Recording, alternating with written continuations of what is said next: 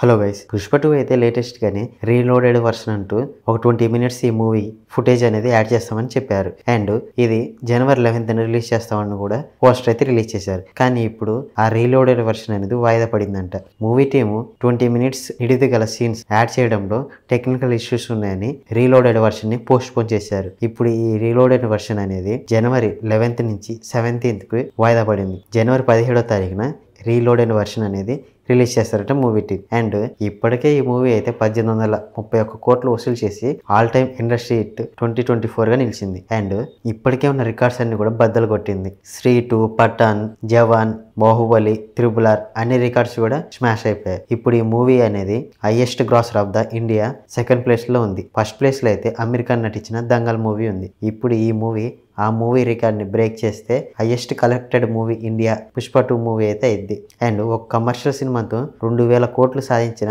ఏకైక ఫిల్మ్ గా నిలిచింది. దంగల్ మూవీ అయితే మన ఇండియాలో కంటే చైనాలో బాగా కలెక్షన్స్ అయితే వచ్చాయి. అండ్ చైనీస్ మార్కెట్ లో దంగల్ మూవీకి 1400 కోట్ల గ్రాస్ అయితే వచ్చింది. అండ్ పుష్ప 2 అయితే ఓన్లీ మన ఇండియా వరకే 1800 కోట్ల గ్రాస్ ని కలెక్ట్ చేసి సెకండ్ ప్లేస్ లో నిలిచింది.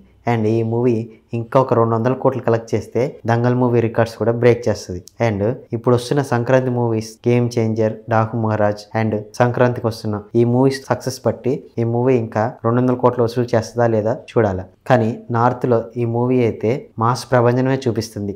అక్కడ ఏ మూవీ రిలీజ్ అయినా కానీ ఆ మూవీస్ కంటే పుష్ప 2కే కలెక్షన్స్ ఎక్కువ వస్తున్నాయి. అండ్ ఇప్పటికే ఈ మూవీ సాంగ్స్ అన్ని కూడా రిలీజ్ చేశారు యూట్యూబ్ లో మూవీ టీమ్ అయితే. అండ్ హైలైట్ గా నిలిచిన జాతర సాంగ్ అండ్ చూసేకి సాంగ్ కూడా వీడియో వచ్చేసింది. ఇంకా ఈ మూవీ అయితే ఓటీటీ డేట్ కూడా దగ్గరకే వస్తుంది. అయినా కానీ మూవీ టీమ్ అయితే చాలా కాన్ఫిడెంట్ గా ఉన్నారు 2000 కోట్లు వసూలు చేస్తాను ఈ మూవీ. మీరేమనుకుంటున్నారు? ఈ మూవీ 2000 కోట్లు వసూలు చేస్తుందా లేదా? కింద కామెంట్ చేయండి.